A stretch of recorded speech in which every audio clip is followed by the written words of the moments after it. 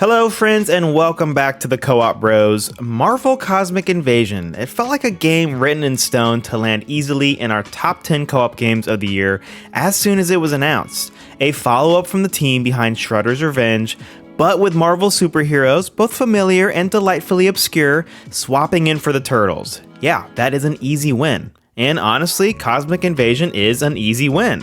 What's here is good, and we absolutely recommend it if you're into retro beat-em-ups, Marvel heroes, or just want something casual and fun to play on the couch with your friends.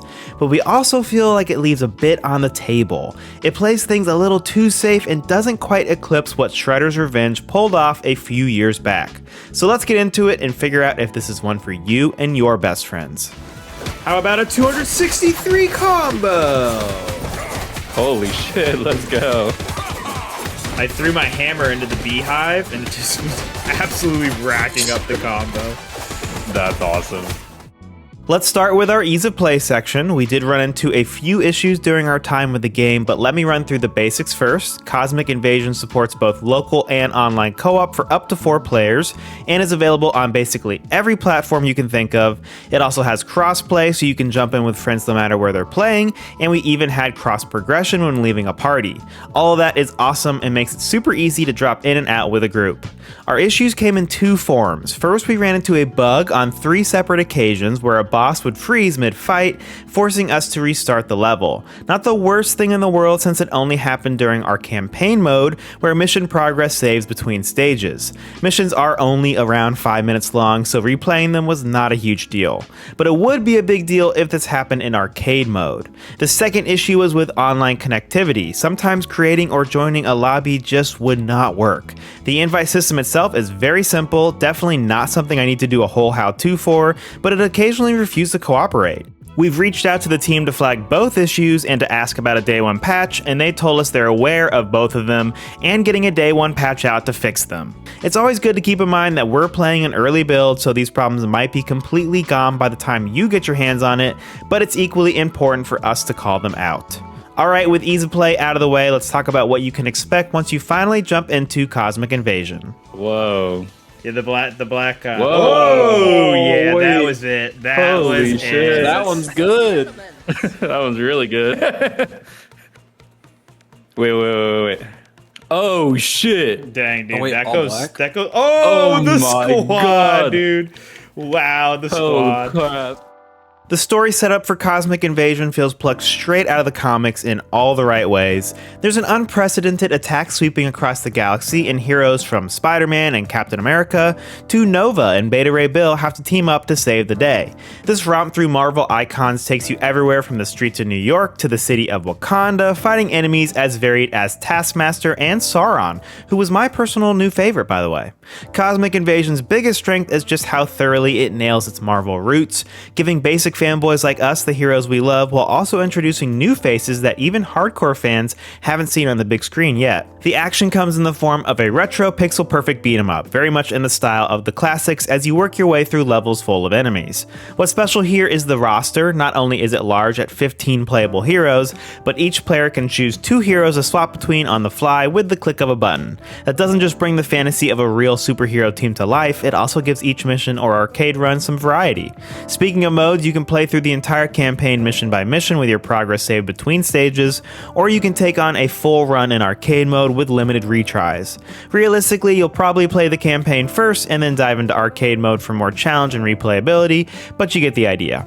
When it comes to replayability, arcade mode is going to be the standout. You've got multiple difficulty options and can eventually unlock modifiers to mix things up. After finishing a mission or an arcade run, you'll earn cubes you can spend on the Cosmic Matrix to unlock new costumes, music tracks, lore files, and the aforementioned arcade modifiers.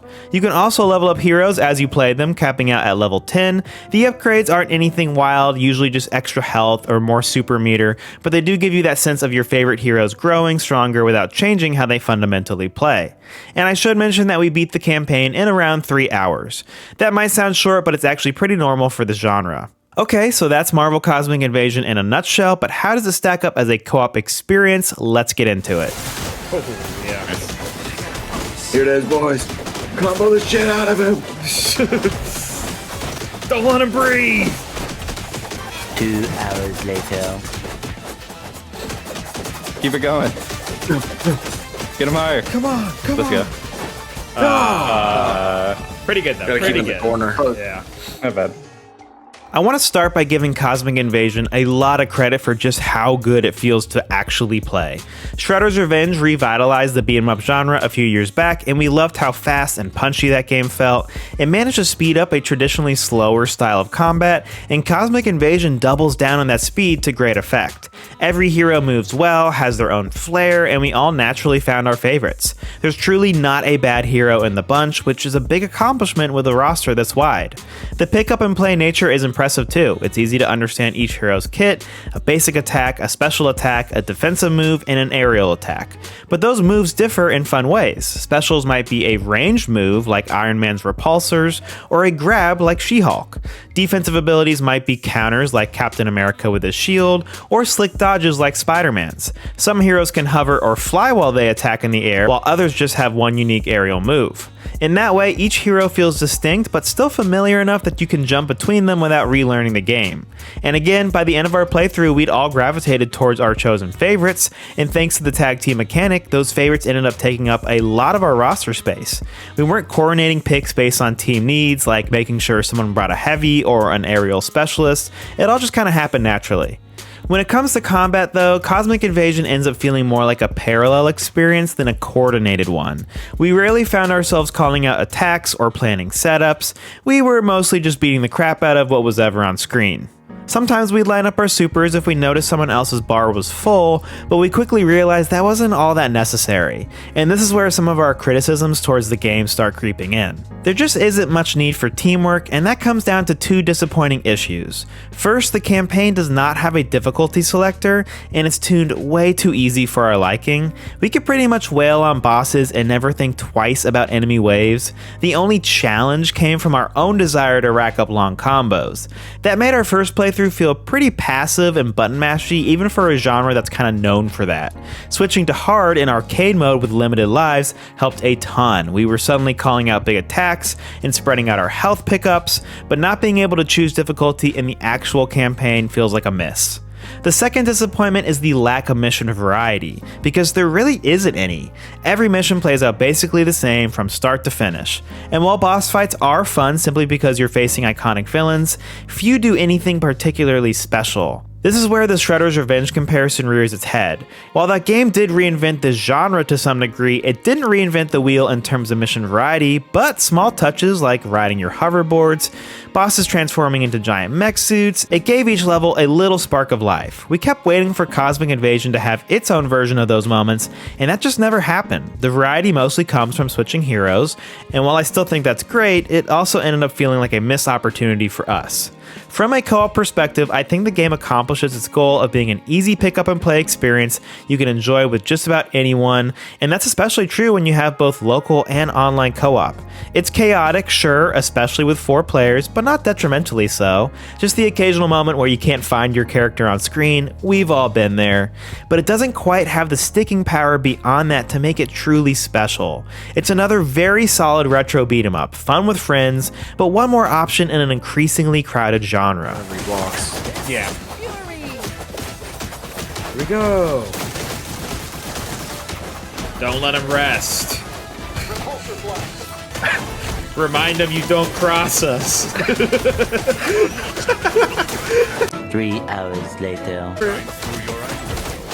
We're all building combo off this. Crazy. Oh, man. Put up to 91. That was crazy. That was crazy. Okay, so where does that leave us as we wrap things up? Well, I still am recommending Cosmic Invasion. What I said at the top holds true. It's great for Marvel fans, beat 'em up fans, and casual couch co-op fans. But coming off of Shredder's Revenge, I think we expected the team to find an extra gear, some real wow moments, and those just didn't materialize. This is an experience I'll remember for its incredible attention to detail, especially for Marvel fans. The music, the pixel art, the sound effects, just the basic act of playing this game feels great and and absolutely nails the fundamentals.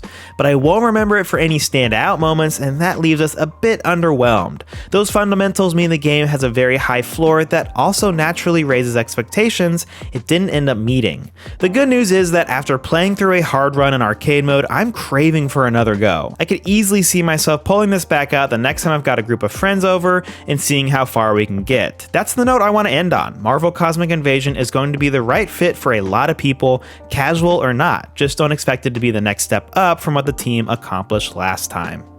Alright guys, thanks as always for watching. Hopefully we helped you determine if this game was right for you and your best friends. I have a feeling it probably will be. Shout out to Dotemu for getting us the keys early so that we could hit embargo with its review. That's always a big deal for us.